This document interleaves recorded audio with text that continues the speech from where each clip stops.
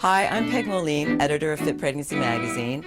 August is Breastfeeding Awareness Month, and we're here in Hollywood at the pump station with breastfeeding expert Corky Harvey, who's going to show you how to breastfeed successfully. I'm Corky Harvey. I'm the co-founder and owner of the pump station and nursery, and I'm a board-certified lactation consultant. A deep latch is critical because not only will the baby get more milk if the baby's latched on deeply, but the mother will not have sore nipples. Sore nipples are not normal. The importance of a deep latch is that when a baby is latched on correctly, the mother's nipples will not get excessively sore, and the baby will be able to remove milk from the breast well because the jaws are positioned correctly over the areola. If we do these simple steps, most mothers can achieve a comfortable, deep latch fairly quickly and easily. The most important first step is to get the baby's lower jaw to latch well behind the nipple, which involves tilting the little guy's head back. Because babies are born with a very recessed lower jaw, it's really tricky. Actually, as adults, we eat that way. If we have a fat sandwich, we've got to tip our head back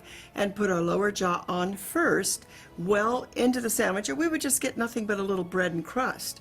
So the baby must start with the lower jaw deeply on the breast first. So it's actually a two-point landing, lower jaw, then upper jaw. Something to remember is that a mom shouldn't lean forward and try to get her breast in a baby's mouth. Although it doesn't sound very much different, it is. We need to put a baby on the breast rather than a breast into the baby's mouth. We also want to work at breast level rather than having to pick up the breast and the baby.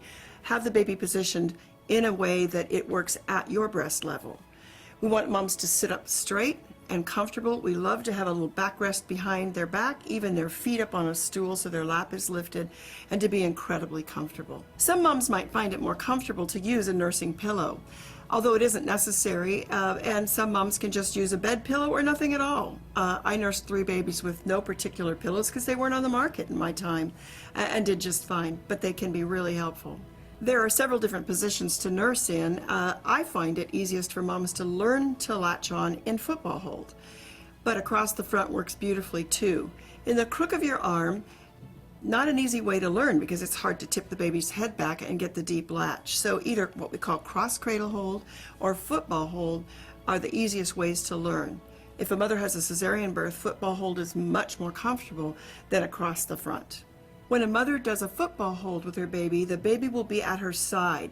She will hold the baby with the same hand as the breast she's using.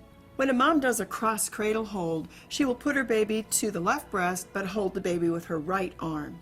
Once the baby's in proper position, in order to tilt the baby's head back, the mother needs to place her hand at the base of the baby's head, with her thumb behind one ear and her fingers wrapped around the other.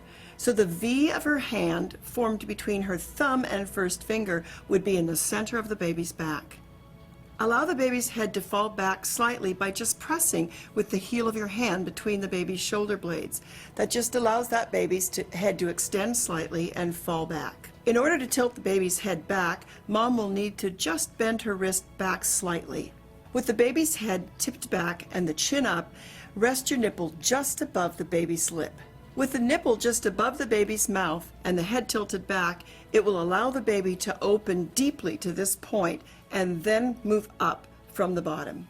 Wait now for the baby to open his mouth widely. This is called rooting.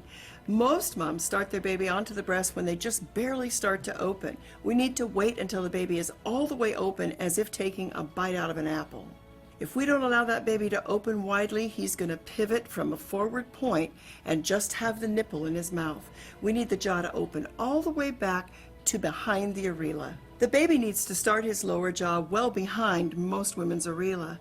Areola can be a very different size, so at least think about the lower jaw starting well behind the base of the nipple. So many times the cause of soreness is that the baby has started right at the base of the nipple. The baby needs to have a great portion of the lower part of the breast in his mouth. Be very patient with yourself because this is a learned skill. Knowing when the right moment is, especially when the baby's in football hold and you can't really see that lower jaw going on, you just have to be patient as you learn. As the baby comes on, if the pain is less or not at all, you did it right. Allowing the baby's jaw to open widely is the most important part of this. The baby must start that lower jaw deeply on the breast. Then all you have to do is turn the head and clear the nipple, and you'll have that great latch. I like to call this a two-point landing. So it's lower jaw, then upper jaw. Or I say it's 1 and 2. Another way to think about it is scooping the breast from the bottom or dragging up from the bottom. The reason we do it this way with lower jaw first then upper jaw is so that the baby gets more of that lower portion of the breast in his mouth, and then he lands the mother's nipple deep on his tongue and well into the middle of his mouth rather than in the front of the mouth. If the latch is shallow and the baby lands that nipple in the front of his mouth, then the nipple gets pulled up into the front of the palate and compressed by the lower jaw and tongue, causing severe damage. As we work with mothers every day, I would say that at least 95% that come in with sore nipples saying, I think I'm doing it right, are able to be taught a deeper latch on and go out of here smiling because they said, oh my God, it doesn't hurt. While you're nursing, you should feel a pull-tug sensation, but not a painful sensation. With the first latch, you might feel a little bit of pain, but that should go away in just seconds or minutes. If it is hurting throughout the feed and really painful, you should take the baby off and try again. When you bring your baby deeply onto the breast, the nose should actually be touching or very close. Many parents worry that the baby can't breathe, but babies are smart. If they can't breathe, they'll lean their head back or even release the breast. You don't need to press on the breast to create nostril space. That can actually be dangerous for moms because it can cause plugged ducts. You can relax your baby back a little bit just so you're not worried anymore. When the baby has come off the breast, look down. Your nipple should be round and extended, but not compressed flat or pinched to a crease. Sometimes it can even look like a new tube of lipstick, flat on the bottom and creased across the tip.